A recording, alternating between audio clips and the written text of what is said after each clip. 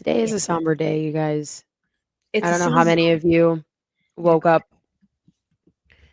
from either lack of sleep, not sleeping at all, period, sleeping a few hours, tossing and turning, not sleeping well, Yeah. but woke up with still a heavy heart, um, and with all the emotions, sad, anger, frustration, all those things. We are here for you. We're here for you. Allie and it was almost like a little bit of a welfare check. Last night, I know people were kind of touching base with, how are you doing? How are you feeling? And it's odd because we did the same thing 24 years ago on 9/11, today, just checking in with your loved ones, and you're kind of real cognizant of where everybody was because you were hoping. I know we had people that we would actually, I lived downtown Chicago at the time, and my folks were like, I think something's coming your way. We just didn't know where all the aircraft were. So obviously we're monitoring both the 9/11 memorial going on right now in downtown Manhattan, as well as at the Pentagon site and in rural Pennsylvania, as well as the main, I think, topic that we're discussing today with our guests, the untimely death of Charlie Kirk. Allie, this has hit our circle of friends and influence, I think, mainly because this feels like one of our own, somebody that just started out with a smaller platform, expressing his views and his opinions and his voice. And this isn't typical. I mean, it's an assassination, but it's not a typical assassination in terms of somebody that's elected to office, right? So this is really Mhm. different, and it feels different. Well, it is very different. You know, when you think back just a few months ago, our president was almost assassinated because of his power and his vision for America and Mhm. for what he stood on. Yeah. And he's a politician, right? I mean, not really, but he, Yeah. in a way, in a sense, is one of us, but not really. He's a little bit further out. But Charlie Kirk was one of us. Yeah. He was assassinated because of his words, and the power that those words held, and the way that he was able to change minds by engaging in debate. Um, Trump is president. Charlie is us. Oh, absolutely. You guys, if you're wondering, so our program Open Mic is run a bit differently today. Let me explain. We have had a ton of, um, when you're relying on, I guess what you would call, whether it's Comcast, Xfinity, whoever you use for internet, we've had an inundation of tech issues on Patriot TV's part. So as opposed to running a rerun, which just didn't seem right today, Allie. Uh, Especially not today. It's no. Patriot Day. We have to pick up the mic and keep Mm. walking with it. So things look a lot different today because we are running the show here ourselves. We are not only podcasters, but we're the tech crew today. Taking a look here, this was the White House posted this, obviously 9/11, and America will never forget. And I just want to briefly, before we bring our first guest on, Allie, I want to talk about this specifically because we have this person running, Mamdani, running for mayor of New York City, clearly a communist. I wonder how we get here 24 years later. This was the sentiment 24 years ago. Everybody was an American. Everybody, we put everything else aside, and so many people lined up to serve in the military because of what took place. And then to today, hearing chants again of like death to America with this communist radical uprising that's happening, and somebody like Mamdani, what does that mean to New York City if we don't get this right with the mayoral election? It means socialism. It means that the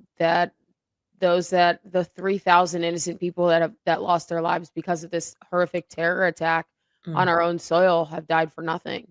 And the 20-year war that we've been in, where I've had friends and family who have been, slain, Yeah. um, lost their lives, gave their lives for this nation, have done it for nothing. Those that suffer from PTSD from war have been doing it for nothing.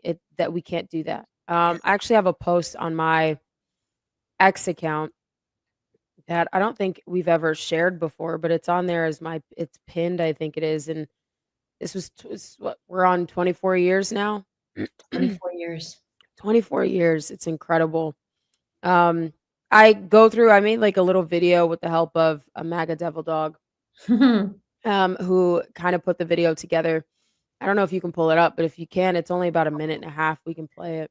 I'll work on getting it But together. it was during, I'll give you a little bit of background on why I started the video. I made the video was because, we were sitting here during all the college campus like riots that were happening, and it was Antifa taking over, and Mm, then you had the Free Palestine crew, and they're shouting death to America, and they're waving their Palestinian flags, and they didn't want to hear the other side of the argument. They right. just wanted to be heard the most. And so I was like, how is it that 24 years, 23 years after like the most horrific thing that we've seen in America so far, do we have people that are overrunning our campuses like this? And we're Yeah. just letting them block bridges and walk down bridges of New York City shouting death to America when we've had our first responders and our just firefighters run into buildings that were on the edge of collapse trying to Right. save folks. Like, how did we get here? How did we get here? Yeah. It was incredible. Well, So and I love what you mentioned about our college campuses because that was really that was part of Charlie Kirk's heart yeah, was to engage with the young people. He himself being a young person, I think 14 years of age when he was kind of trying to carry on what the Tea Party did, very politically charged, but obviously a great upbringing because he knew his stuff. But he instead of looking at the next the generation coming after us and saying, you know what, these kids just don't get it. They just don't get it. I want my America back. I like my generation. He said, no, let's engage with these people. This is their America. They need to understand what's at stake. And it was not easy for him. It was not easy, but I want to share this quick video before we bring our next guest on. This was, I don't know, for me, it was very, very touching. I want to show our guest and then we'll bring on David. Take a listen. I'm just flesh and bone, but more importantly, I'm a soul. And that soul is accountable to one being. I mean, I've had an unbelievably blessed life. Been doing this now, it'll be 12 years on June 5th. Such a young man to do it. So young. Yeah, so praise God. I mean, I've been all across the world. I've met with world leaders. I've flown in Air Force One, got to know a president. I have an amazing family, the podcast, Turning Point USA, all that stuff. And so you experience that and you're like, what actually matters? What matters is your relationship with the divine, your relationship with your family, your kids, and maybe a close collection of friends, and your relationship with the truth. That, of course, is Charlie Kirk in his own words. I want to welcome to our show here David Pollock. He's the host of the David Pollock Show, which you can catch also on Patriot TV. David, you have great success in getting the message out to America, much the same way that Charlie Kirk did. And you were with us at Turning Point USA Student Action Summit. So welcome to our show. We're glad to have you. Yeah, I think right out the gate, and you hit the nail on the head. You said getting the voice out, getting the message out, similar to Charlie Kirk. Mm-hmm. That is precisely why so many of us are feeling so strongly about this today. Whether you knew Charlie or not, whether you liked him or not, for us, at least those of us who've gone, who do this for a living, Charlie is the pinnacle. Charlie is what we all strive to be, somebody who can build a following, stand in front of a crowd, and deliver the message that we believe is the winning message for America. Charlie was doing it the better than anybody else. He's who we aspire to be. We want to start these organizations. We want to stand in those rooms. We want to have the impact on politics that he had. Right. And that's why this has traumatized so many of us. Not only because we knew him. I mean, it's different. Like, we knew Charlie Kirk. Like, that was our group. That was our circle. Yeah. And we watched him die 57 times yesterday, every time you opened Acts. But the reason I think it's so traumatic for us, everybody, is because every one of us aspires to be like Charlie, and now every single one of us fears will suffer the same fate in America for speaking. So it makes every one of us sit back and reflect on our priorities. You see Charlie's young children and his family. And I will not hesitate for a second to believe that even despite what happened yesterday, Charlie would do it all again and say it was worth it. Every fighter, everybody who believes in this country would do it all again. And here on the anniversary of 9/11, Allie, you're a veteran, you served. Everybody who lays their life down for this country, whether it's on the battlefield or in front of a microphone in a tent on a college campus, everybody who fights for this country, fights for freedom, they would do it all over again. There is no greater sacrifice than to give your life for something bigger than yourself. We could die in a freaking car accident, and God forbid, get cancer, get a heart attack, stub your freaking toe on a rusty nail and die of tetanus. We don't know when the Lord calls us home, and being called home doing something that's bigger than yourself, there's no greater glory. So that being said, I think we're all feeling it so deeply today because the left, the radicalization of the left, has tried to silence our speech so desperately, and now they're resorting to violence because they don't want people to hear the other side of the argument. And that's what we're fighting for today. It's what we fought on 9/11. It's what we're fighting on September 10th. And it's what we're going to fight as we go on. You've seen so many leftists, Democrats booing in Congress when they ask for a moment of silence and prayer. You have Democrats on MSNBC saying Charlie asked for this because he was divisive, because they got their feelings hurt. He deserved to die. You have idiots on those stupid little scooters, which should be banned, riding through vigils saying F Charlie Kirk. Like, here's where I'm at today. A line has been drawn. It's time to be lions, not lambs. I'm not calling for violence, but it's time for the end of tolerance. If you're going to be a violent leftist, if you're going to throw water bottles or fireworks or punch a conservative or flip the hat off of my head, I'm calling on Pam Bondi, the Department of Justice, all state attorneys general, to look at our laws and and add political violence enhancements, just like a civil rights violation. If you commit violence, a misdemeanor battery, for example, in an act of political violence, there should be a felony enhancement on that. No more kid gloves. This is how we win. We don't need to act like they do. We don't do what they do. We're not out burning our community businesses. We're not rioting in the streets. What we're going to do is we're going to fight harder. We're going to win more elections. And I think we need to change the law to reflect the changing tone in America. We're not silencing speech. Hate and violence is not speech. And when you take political speech and turn it into political violence, I believe it should be a felony enhancement, and you should spend actual mandatory time in jail. That's how we solve this problem. Yeah, wow, that's a bombshell. I love it. Allie, you were telling me on the way in, we were talking on the phone, even our local Christian radio station was having an issue with this because people were commenting on social media. What were they saying, and how did they were sending in like text messages, because with Joy FM you're allowed to, like, you can text them, right? Like, it's real time. And they're getting messages from people that are listening saying that Charlie deserved what he got. And they got so many that they had to address it on air.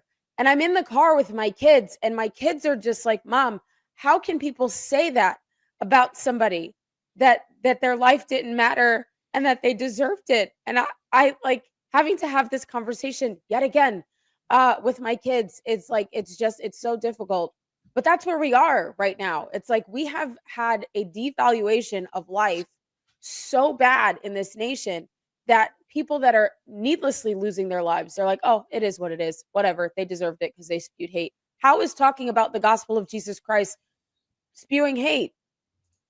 How is talking about current events spewing right? hate? Or how is that dispelling, propaganda, spewing hate? How is that talking about the actual facts spewing hate? No, even if it is hatred, you don't deserve to die for it. Like, that is wild to me. It is, Allie. And people guys that think that way are just, you're the problem. Absolutely. President Trump had this to say about it. I want to take a listen to just a portion of what he said yesterday, and then I'll get your reaction to it. To my great fellow Americans, I am filled with grief and anger at the heinous assassination of Charlie Kirk on a college campus in Utah. Charlie inspired millions, and tonight, all who knew him and loved him are united in shock and horror. Charlie was a patriot who devoted his life to the cause of open debate and the country that he loved so much, the United States of America. He fought for liberty, democracy, justice, and the American people. He's a martyr for truth and freedom, and there's never been anyone who was so respected by youth. Charlie was also a man of deep, deep faith, and we take comfort in the knowledge that he is now at peace with God in heaven. Our prayers are with his wife, Erica, the two young, beloved children, and his entire family, who he loved more than anything in the world. We ask God to watch over them in this terrible hour of heartache and pain. And that's, I mean, obviously the message is a lot longer there, but the idea that obviously his family wasn't there. At least I've gotten conflicting reports, but I don't think they were there when this happened. But now you've got Erica, you've got her, the two babies. So when you think about this, David, I liked what you said about knowing Charlie Kirk and knowing the fighter mentality, really a warrior. He might have not have laced up boots, but he laced up a suit and tie and hit the ground much the same way as a warrior would. You wonder, would he do it all again? I think he understood the risk. Honestly, to be quite honest, we all understood the risk. Anybody who was there in Tampa at the Student Action Summit that had to walk past the mob of people that were out on the street, you understood, like, this is crazy. It's a new level of crazy. I don't think that Trump would have had the success he had in 2024 without your Charlie Kirk. What do you think? Charlie Kirk and Turning Point played a massive role in the 2024 election. Absolutely. I think there was a combination of factors that led to Trump's success. RFK, Tulsi Gabbard, you have, I want to build an umbrella here for a minute, because no, Charlie Kirk and Turning Point was absolutely a significant piece of the 2024 campaign, because he spoke to the youth and he got the youth activated and motivated. And before Charlie Kirk and Turning Point, the GOP was exactly that. It was the grand old party, and young people couldn't stand to even be thought of being conservative. It wasn't cool. And then you have a combination of President Trump and a combination of people like Charlie Kirk going to college campuses, setting up a table. We got to think how Charlie started, with a folding table and a sign that said, "Change my mind." Yes. And he would just say, "Let's have a conversation."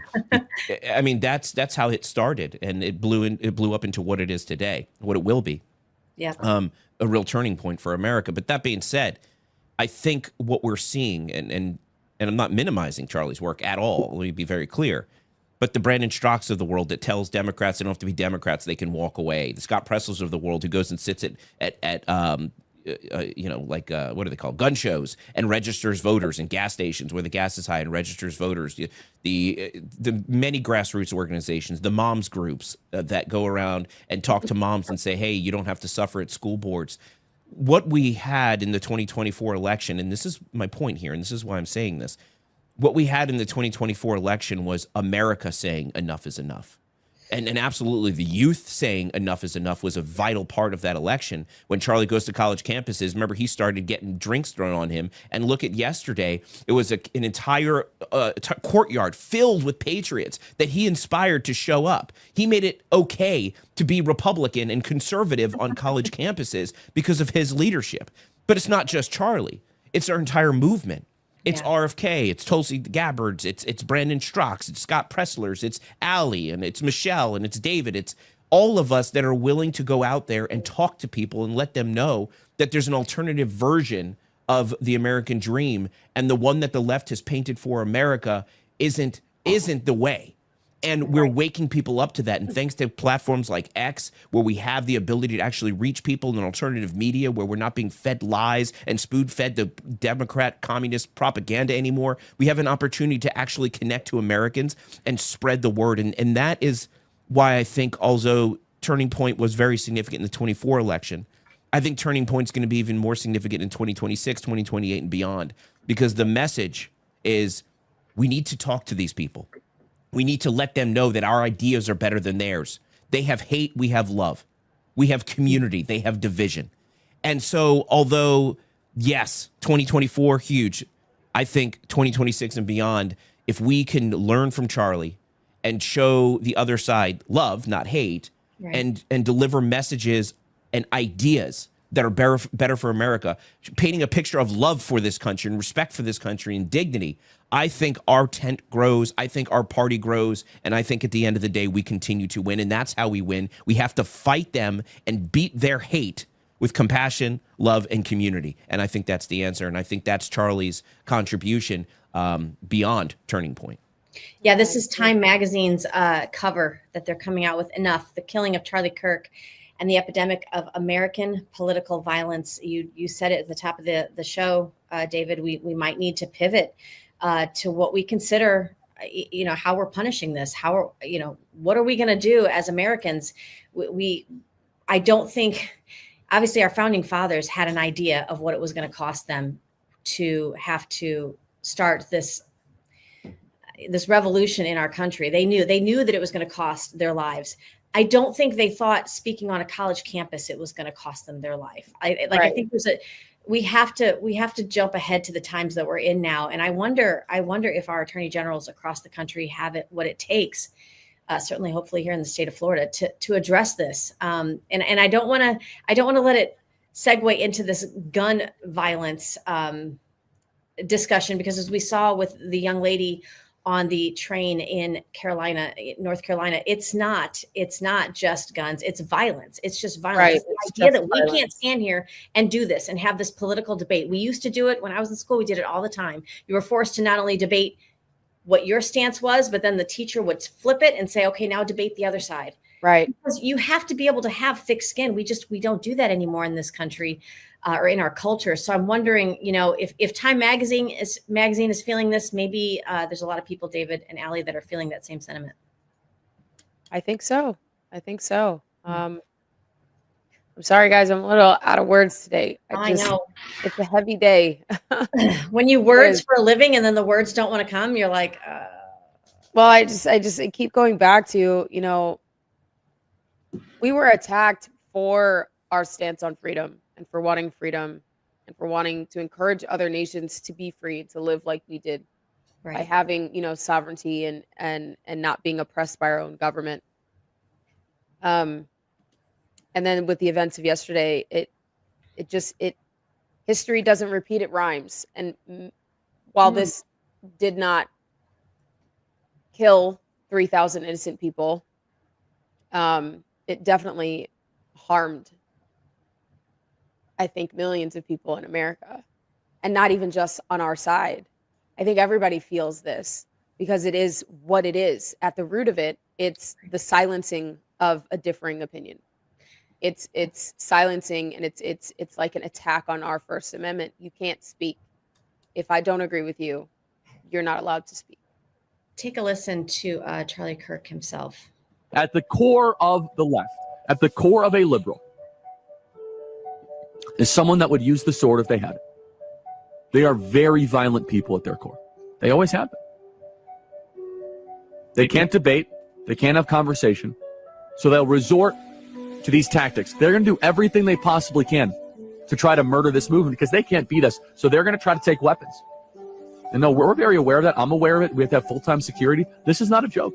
This is who these people are.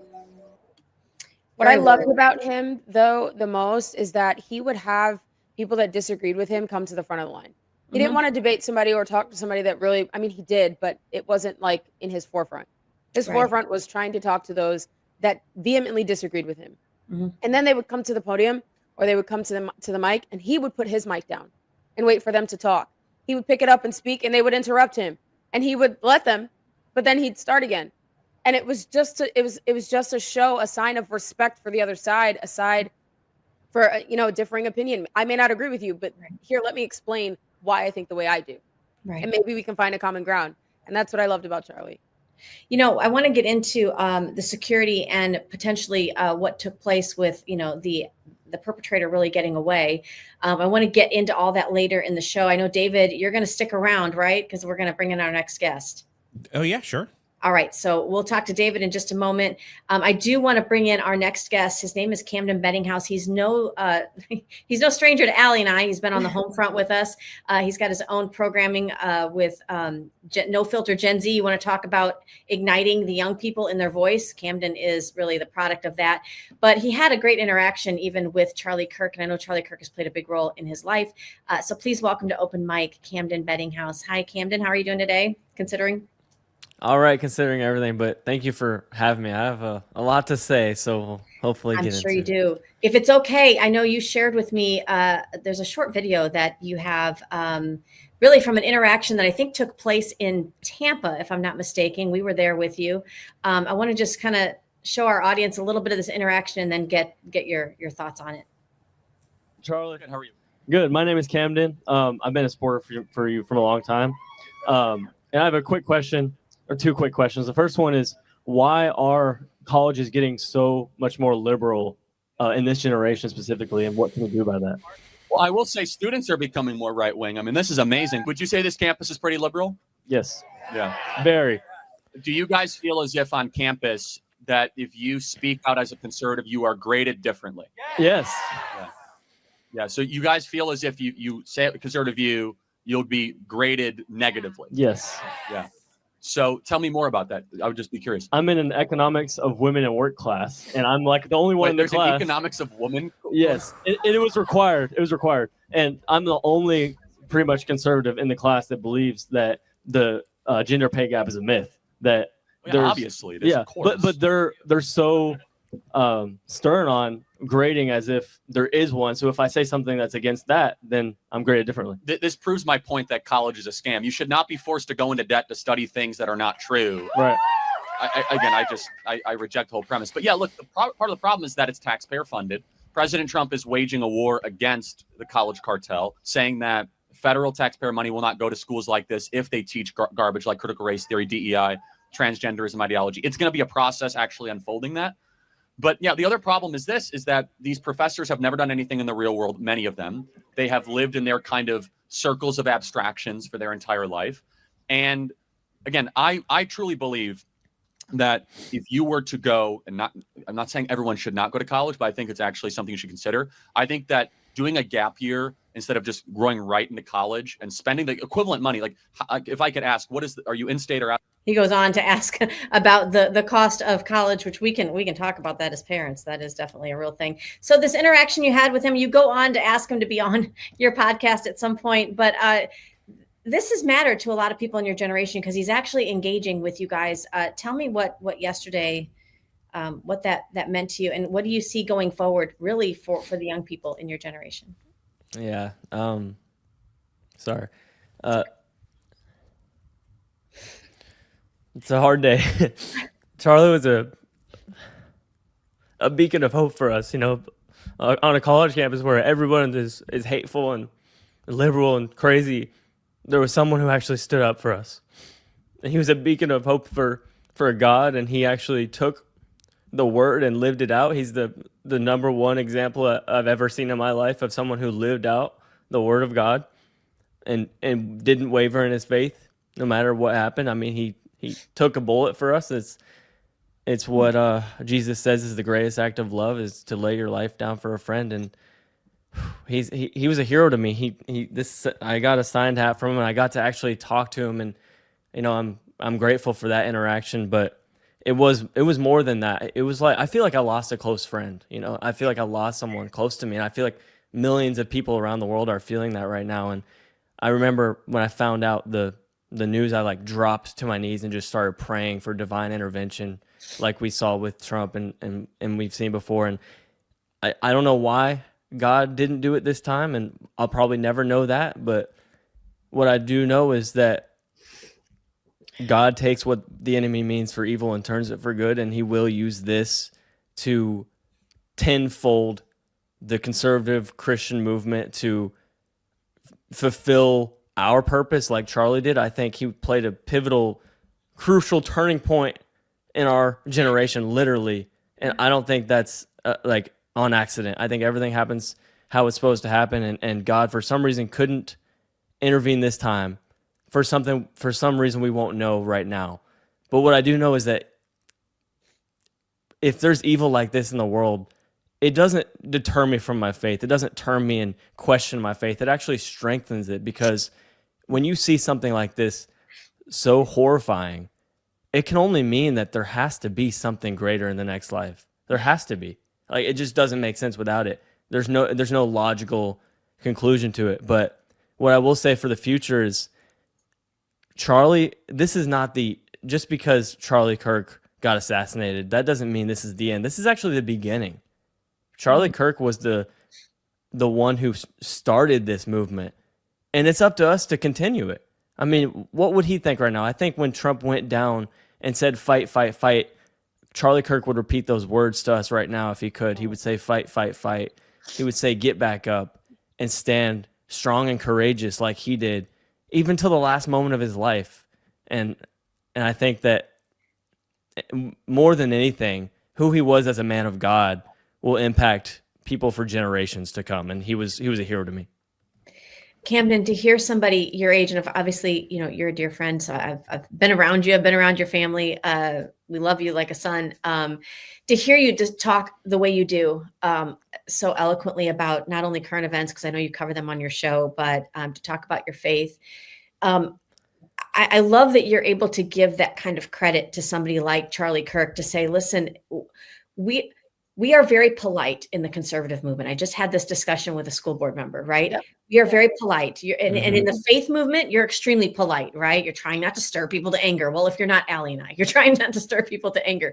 But I think that gets taken advantage of as naivety and softness, and you fall kind of to the prey of bullying. And so when somebody really pushes back, your first instinct is to try to de-escalate, right? Like you just you're peacemakers ideally. And I think what Charlie Kirk represented, at least for me, was in those moments when you feel like your voice is shaking and you're fighting back the tears, whether that's in your personal life or because of the tragedy that you've seen play out, you get that quiet resolve, that peace that passes all understanding that the Bible talks about.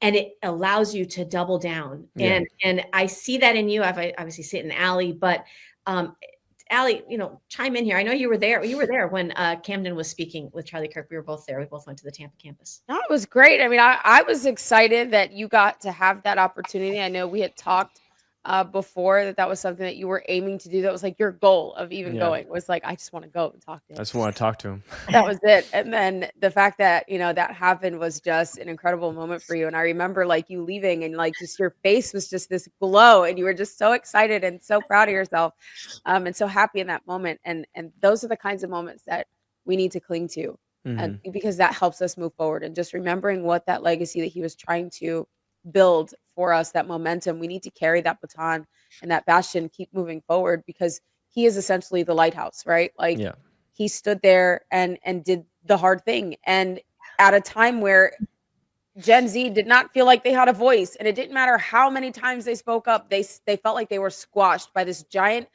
this Goliath of a thing, right? Like you're on this campus, you can't host meetings, you can't do prayers, you can't say conservative, your speech was completely like squashed, and like you got in trouble for saying certain things.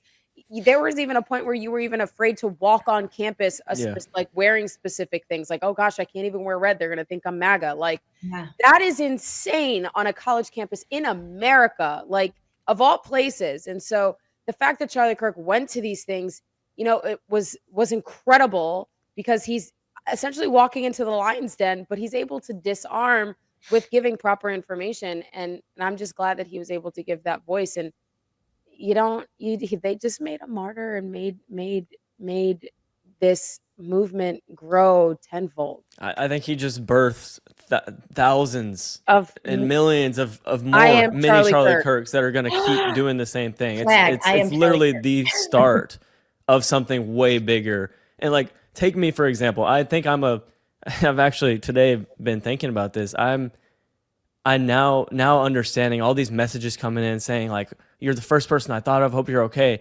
I'm a living example of Charlie Kirk's impact. I would not have done. I do shows now. I wouldn't have done this stuff if Charlie Kirk didn't speak up. I wouldn't have felt Right. like I could do it.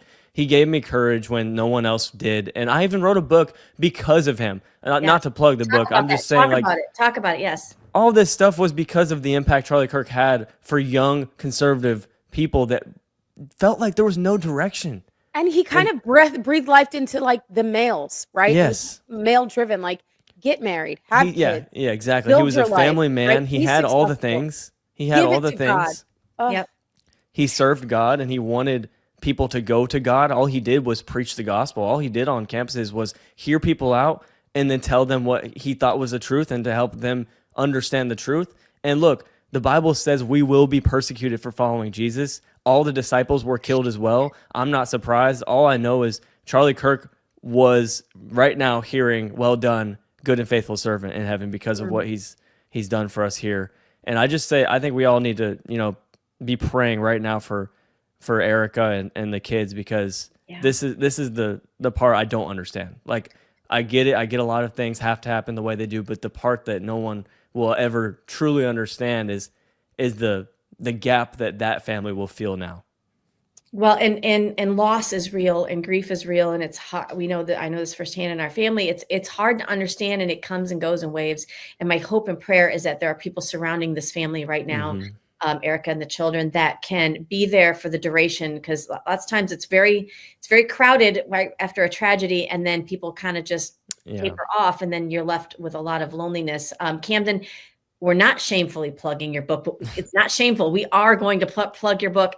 Part of what we love about Charlie Kirk is he was a man's man. He made no apologies for that. You wrote a book recently. Let our viewers know the book and also where they can get it. Yeah, I mean, it might as well be Charlie Kirk's book. Like, so many of the things that he taught is what I was saying, and I was just relaying the message that he did. It's called Fearless Masculinity. You can just Google that and find it. It's about embracing the man that God created you to be. And that's what Charlie Kirk told people to do. That's what he did. He told us, get married, have kids, be a man, step up, provide, protect, lead.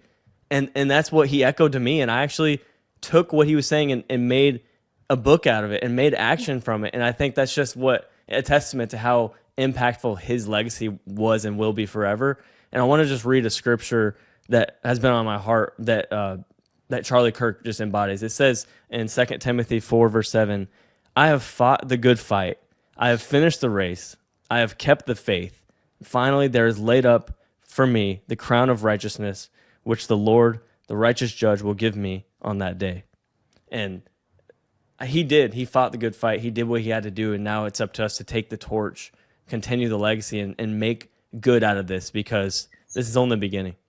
Only the beginning. He even said that they were going to try to murder him because he was so impactful to the movement. Yep. And it's no mistake that it happened before the midterms. I think the midterms were going to be extremely important moving forward, more important than the 28 election, I believe, because midterms is where we win or lose certain seats in the House. We lose our leverage.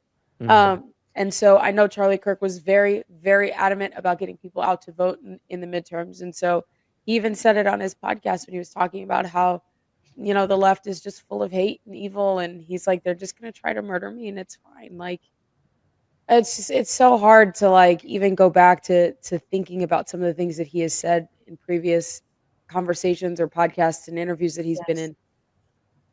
Hindsight is always 2020. So it's almost like you may have, I always wonder, because I'm a very intuitive person. So I always wonder, like, did he feel different that day? Like when he woke up, like, did he feel like something was off, or like that today was the day, or was he just as bright and as light as he's always been? He just had a courage and bravery about him that can only come from his faith. Like the way he sat down 6 feet away from people on hundreds of campuses with no fear of what could happen to him. He didn't even care. He risked it all. He knew the risks, and he still did what he did for us. He said too that his prayer before he headed out to any campus before his interviews, his prayer was, "Lord, use me for your will." Yep. And that was it. So he had no fear. Well, and you guys, you mentioned what he had said about it being a spiritual battle. Guys, I just found this clip. I want to go ahead and share it with our viewers. The spiritual battle is coming to the West. Yeah. The enemies are wokeism or Marxism combining with Islamism to go after what we call the American way of life. And the American way of life is very simple. I want to be able to get married, buy a home, have kids, allow them to ride their bike till the sun goes down, send them to a good school, have a low crime neighborhood, not to have my kid be taught the lesbian, gay, transgender garbage in their school, while also not having them have to hear the Muslim call to prayer 5 times a day. That's important. We want the American way of life, which is, by the way, Christendom. Christians, our sacrifice, our toil, our vision, the outgrowth of the scriptures gave us Western civilization. And this is where I think is a great rallying cry. Doesn't matter if you're Hispanic, doesn't matter if you're Asian, doesn't matter if you're black or white. Everybody, if you are Christian and Jesus Christ is your Lord and Savior, these two threats are combining forces to come after us. And it's time that the church stands and rises up against it. Yep. The church is going to be changed forever now. I mean, there's no more just sitting back and letting people say and do whatever they want to do, because this is what happens in a society when you normalize saying you're okay just the way you are. When people have mental illnesses and things about them, if you just normalize that and accept that and just let people be, this is what it turns into, you know? And so the church, I think it will be changed forever and speaking truth. And listen, we just recently talked in our show about the Supreme Court really saying that the 501c3 status that churches carry does not mean that they can't get political or endorse candidates. So I hope we see an embracing of the church to be able to just preach what the Bible says, literally, and how we carry that out into the ballot box. Like the number one thing I hear in the pews in church after service is how wonderful service is. I mean, in our church that Allie and I go to, we know they carry this out very well, but a lot of churches make people feel really good and really warm and fuzzy. And then you walk out of that church and you're going, how do I carry that with me day to day? What does that look like? What does it look like when I parent? What does it look like when I'm at work? What does it look like when I'm alone? What does that look like when I'm at the ballot box? And we need their guidance. We need their direction and the boldness that really, that Jesus carried. We need that. We're giving you permission as our parishioners, as our pastors, to please engage in this. We're hungry and thirsty for it. Camden, thank you so much for joining us. I know you're no stranger to open mic. We're definitely going to have you on again, sir. You still have your No Filter Gen Z, right? Tell people where they can get that. Yeah, we'll be live today at 3:30 p.m. on youtube.com/@NoFilterGenZ talking about this whole thing and honoring the legacy and life of Charlie Kirk. So you can find us there and be ready. We're going to continue his legacy. I wouldn't have started that show without him. God bless you, Camden. Thank you so much for joining us. Thanks for having me on. Thank you. This is our turning point. All right, I just wanted to play this real quick. I'm going to bring David Pollock back on. I only do the gospel. I don't touch politics. How would you respond to an American pastor that I'm not really sure where is that in the Bible. Like Joseph was a politician, Joshua was a politician, Elijah spoke to politicians, Elisha spoke to politicians, Daniel, Shadrach, Meshach, and Abednego were politicians, Solomon, David were politicians.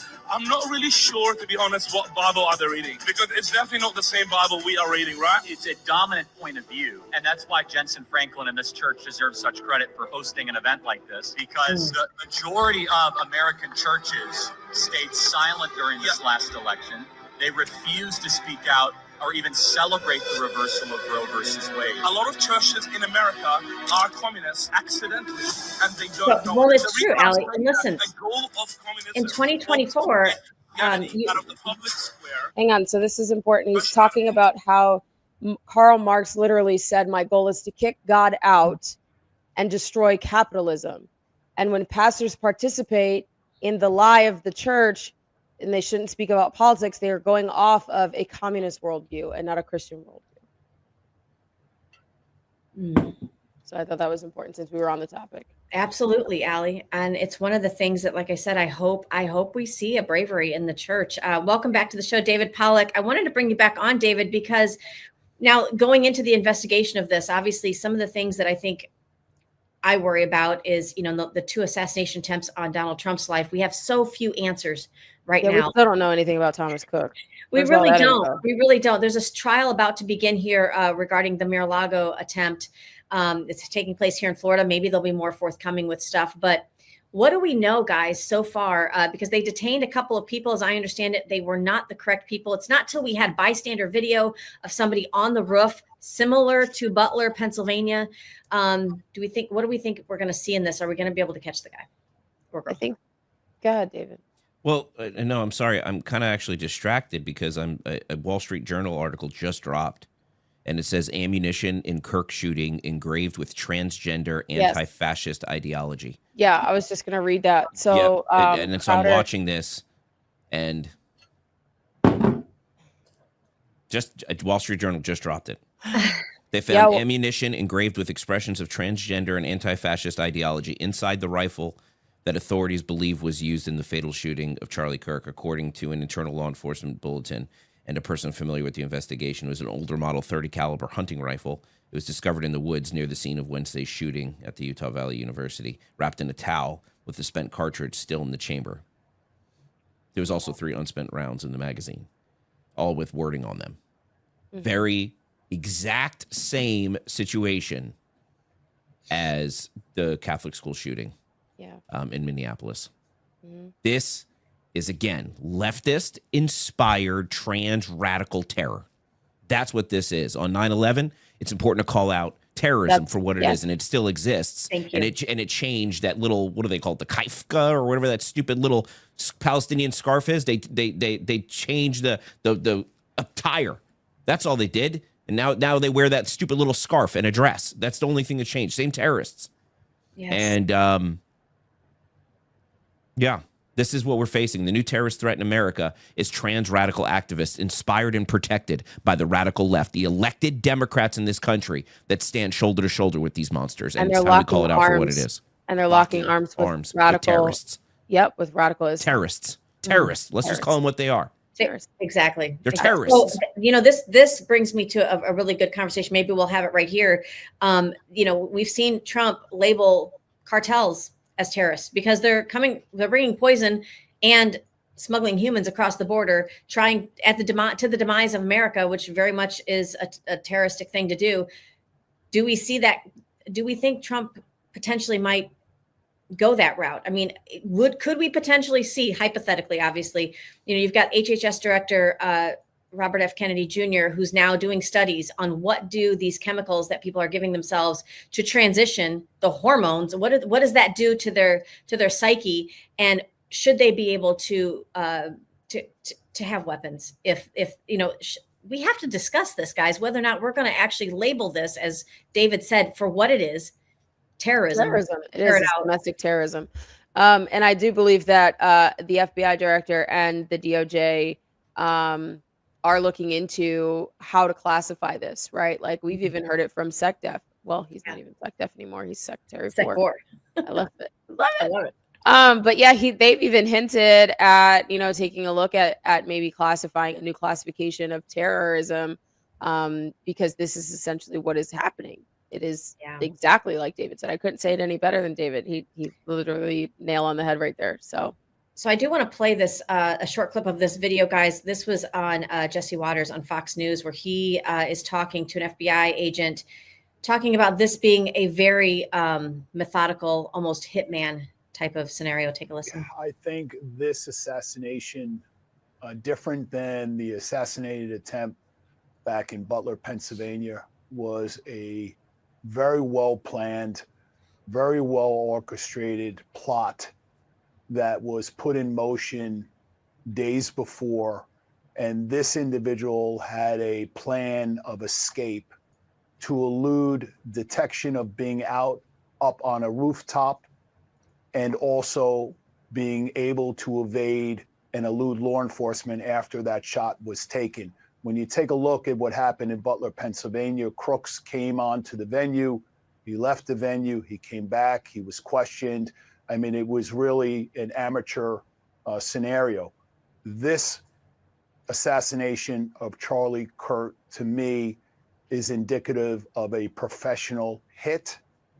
And I'm not so sure that we are going to quickly be able to apprehend this individual without some luck, hopefully. What y'all think of that? And I'm getting word now that they're saying that really the shooter arrived on campus around 11:50 a.m. So they're piecing together some of the video camera footage that they have. Yeah, yeah, it's like they got some info from like a doorbell, like a ring or a door camera. Ring cam, yeah. Yeah, and that's essentially what this is, just craziness, like all this info that's coming in. Yeah. I hope they find him. They will. They have And him on I ring hope camera video. They find him alive. Well, they have him on ring camera video. So after he got out of his attire and fled, because he fled from the building into the woods and then through a neighborhood. And that's where they found that rifle. And so I believe they must be. The fact that this information is coming out, it means either they're out of leads or they're closing in. It's one or the other. Yeah.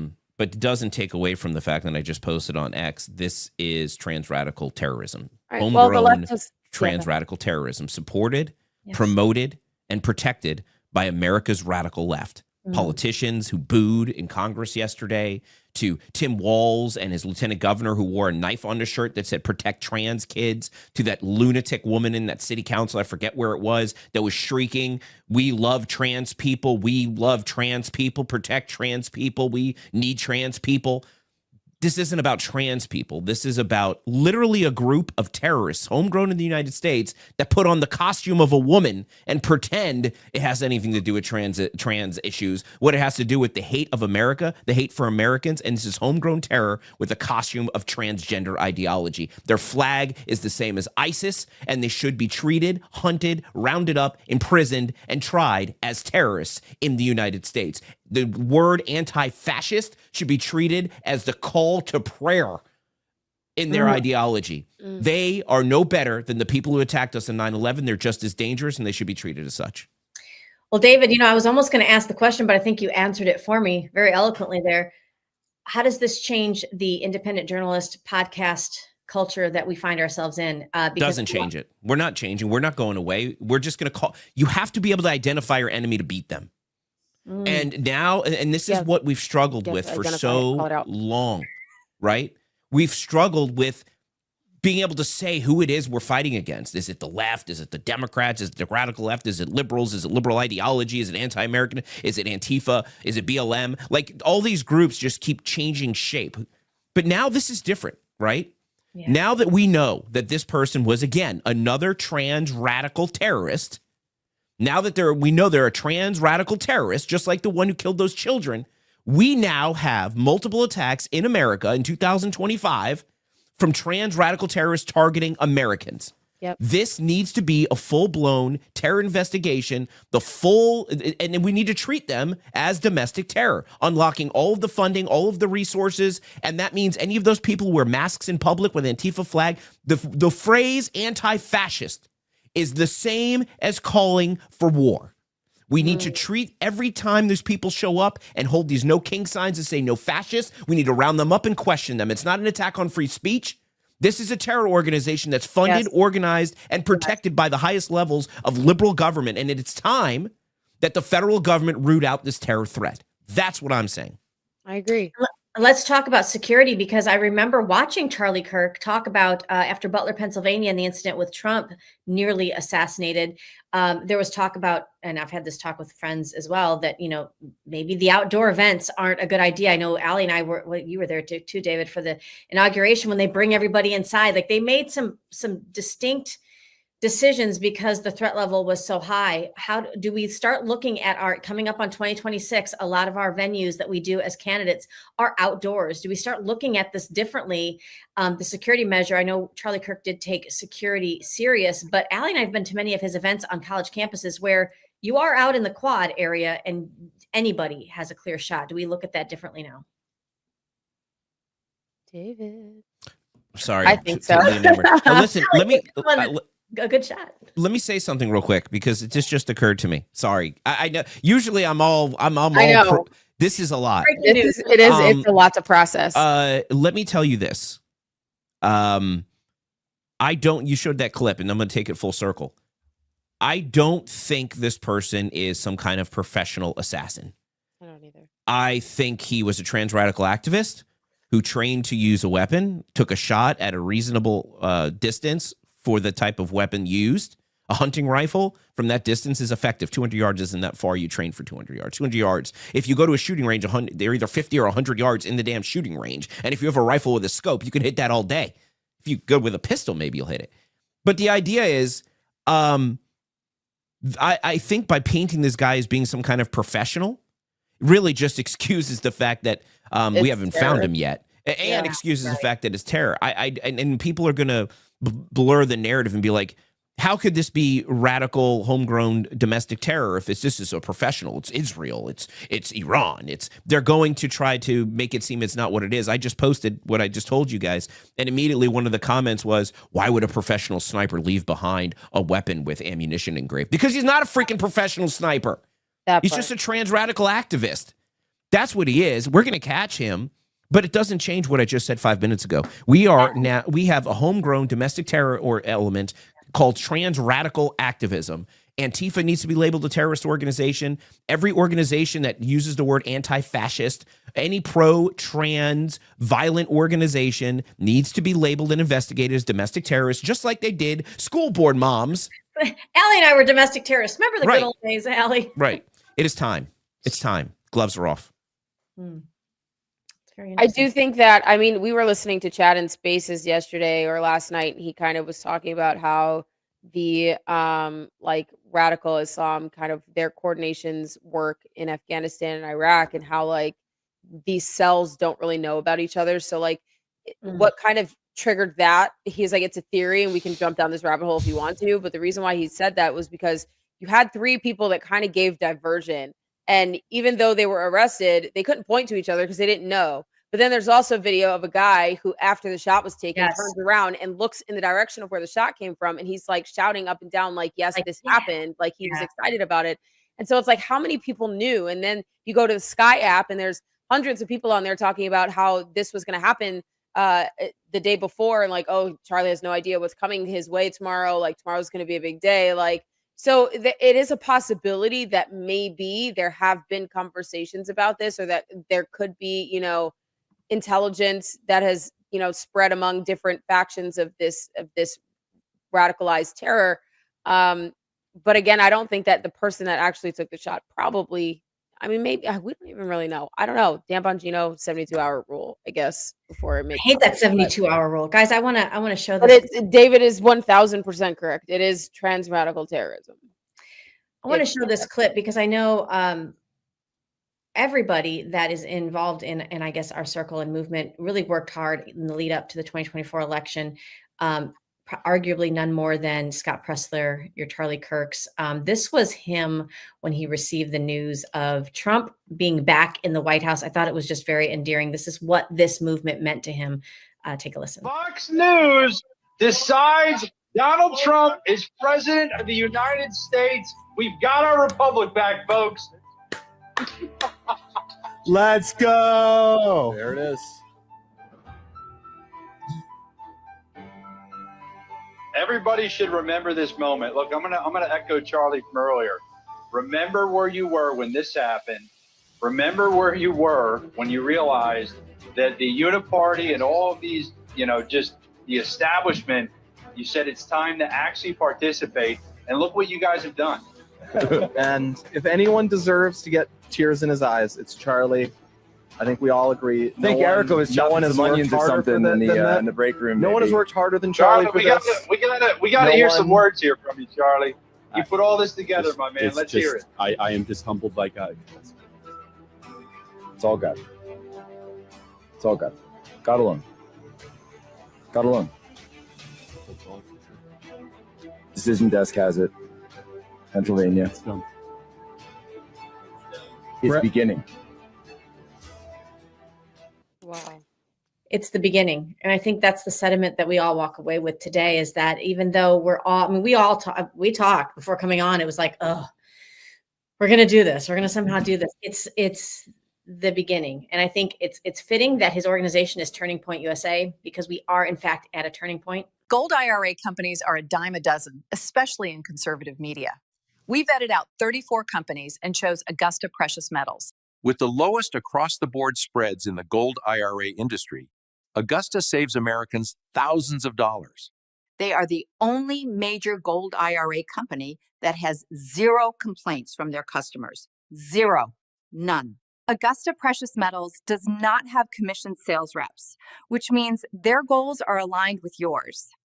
They were the only gold IRA company that demonstrated integrity and transparency without using gimmicks. The informative one-on-one web conferences by Augusta Precious Metals answer all of their customers' questions before they make a move. If you're ready to learn about protecting your wealth and retirement with gold and silver, request your free gold guide from Augusta Precious Metals today. Visit patriot.tv/gold. That's patriot.tv/gold today.